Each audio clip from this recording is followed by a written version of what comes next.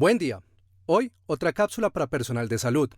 Los pacientes con enfermedades autoinmunes inflamatorias reumáticas tienen una mayor carga infecciosa atribuida a la enfermedad y su tratamiento con inmunosupresores. Por lo tanto, la prevención de infecciones es crucial en el manejo de estos pacientes. La vacunación previene infecciones al inducir y/o aumentar la inmunidad protectora. Esta puede llevar a menos ingresos hospitalarios por infecciones, menos visitas a urgencias y una menor rata de infecciones invasivas.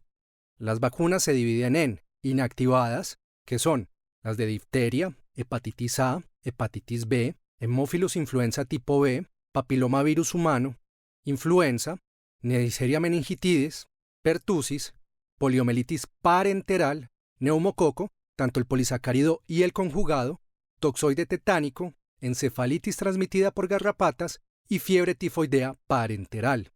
Las vivas atenuadas son sarampión, paperas, poliomielitis oral, o sea la triple viral, varicela zoster con virus atenuado y la fiebre amarilla.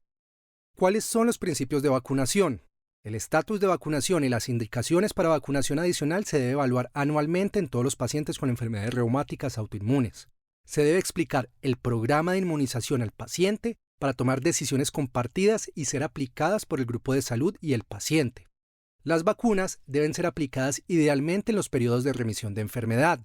Esto se debe a que la mayoría de los estudios que han incluido pacientes con enfermedades autoinmunes ha sido con pacientes en quiescencia clínica, por lo que hay poca evidencia de seguridad y efectividad en pacientes con enfermedad activa. Se debe tener en cuenta que la actividad de la enfermedad no debe contraindicar la inmunización y esta debe ser considerada caso por caso. Idealmente, la vacunación se debe iniciar antes de la inmunosupresión planeada, sobre todo en terapia de depleción de células B, pero hay que tener en cuenta que el objetivo no es retrasar la inmunosupresión necesaria en casos graves. Si el paciente ha recibido depleción de células B, entonces se debe esperar la inmunización hasta que pasen 6 meses desde el tratamiento y al menos 4 semanas antes de la aplicación de un nuevo tratamiento de depleción de células B.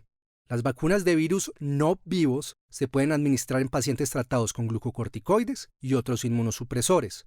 Las vacunas vivas atenuadas se pueden considerar con precaución en pacientes con enfermedades autoinmunes sin inmunosupresión. La ventana ideal para vacunación con este tipo de vacunas, en caso de que haya inmunosupresión, sería 4 semanas antes del inicio de la misma. Vacunas como triple viral, que contiene sarampión, rubeola y paperas, y la vacuna de herpes zóster vivo atenuado pueden ser excepciones. Estas dos vacunas se podrían considerar en aquellos que reciben lo que la CDC ha denominado inmunosupresión de bajo grado, que es prednisolona a dosis menores de 20 miligramos día o equivalente, metotrexate a dosis menores de 0.4 miligramos kilo por semana o azatioprina a dosis menores de 3 miligramos kilo día. Se ha reportado seguridad de vacunación con triple viral en pacientes de grupos pequeños con metotrexate biológicos. Por lo anterior, el booster de la triple viral se considera segura en pacientes con bajo grado de inmunosupresión, pero esto no se aplica a la neoinmunización, sobre todo en aquellos pacientes con alto riesgo de contagio, como viajeros y personal de salud, se puede considerar el booster. La vacuna de virus vivo atenuado de herpes zóster se ha utilizado en pacientes con medicamentos biológicos sin aumento de incidencia de herpes zóster a 42 días de seguimiento y también en un grupo pequeño de pacientes con lupus eritematoso sistémico.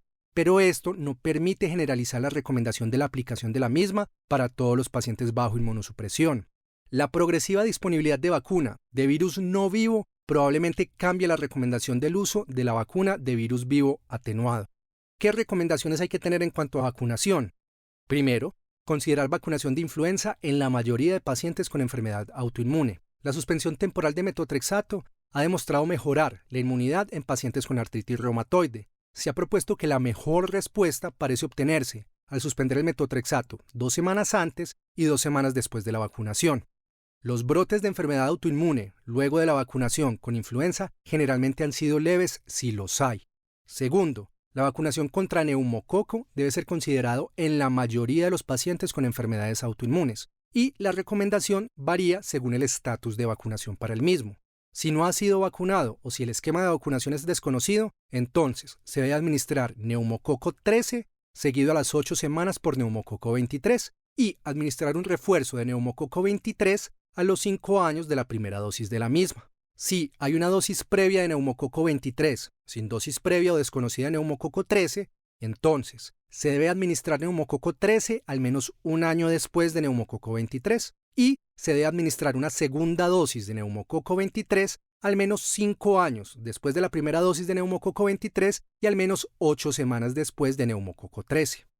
Si no se conoce las dosis o si no ha tenido dosis de neumococo 23, pero lleva al menos una dosis de neumococo 13, entonces neumococo 23 se debe aplicar 8 semanas después de la primera dosis de neumococo 13 y se debe recibir una segunda dosis de neumococo 23 al menos 5 años después de la primera dosis de neumococo 23. Si el paciente ha recibido una dosis de neumococo 23 y una dosis de neumococo 13, entonces se debe administrar neumococo 23 al menos 5 años después de la primera dosis de neumococo 23 y al menos 8 semanas después de neumococo 13. Y si el paciente ha tenido 2 dosis previas de neumococo 23 y ninguna dosis o dosis desconocidas de neumococo 13, se debe administrar neumococo 13 al menos un año después de la segunda dosis de neumococo 23. Continuando con las recomendaciones, la tercera sugerencia de las recomendaciones EULAR es vacunación con toxoide tetánico de acuerdo a las recomendaciones de población general y se debe considerar inmunización pasiva en aquellos pacientes tratados con depresión de células B y sospecha de exposición. Cuarto, la vacunación contra hepatitis A y hepatitis B debe ser administrada en todos los pacientes con riesgo y se debe considerar o un booster o inmunización pasiva sea indicación. En los pacientes seronegativos para hepatitis A, idealmente deben recibir vacunación y al menos un booster 6 meses después de la misma si tienen riesgo de exposición.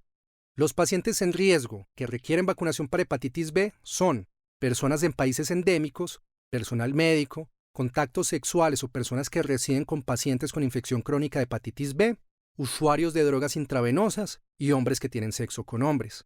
En caso de exposición de una persona no vacunada o de una persona con respuesta insuficiente a vacunación previa, se debe ofrecer booster de vacunación o inmunización pasiva.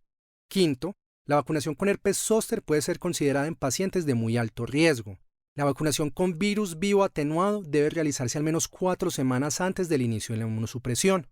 En aquellos en que se desconoce exposición previa a varicela, se debe considerar la evaluación del estatus serológico antes de administrar la vacuna de herpes zóster, ya que el virus vivo atenuado puede causar una primoinfección de varicela si no hay títulos protectores. En ciertos países está disponible la vacuna recombinante no viva, que esta se compone de 2 dosis aplicadas con 2 a 6 meses de separación. Esta se considera más segura y más eficaz al compararse con la vacuna viva atenuada en pacientes adultos mayores. Y aunque no ha sido investigada aún en pacientes con enfermedades autoinmunes, probablemente reemplace la del virus vivo atenuado. Sexto, se debe evitar la vacunación contra fiebre amarilla. Hay datos de pequeños estudios que sugieren que el booster es seguro en pacientes con vacunación previa, pero los pacientes que están bajo inmunosupresión no deben recibir la vacuna para fiebre amarilla. Y en aquellos pacientes que vayan a viajar a lugares endémicos, se puede considerar suspender la inmunosupresión para lograr la vacunación, pero esto dependerá de la farmacocinética de cada medicamento.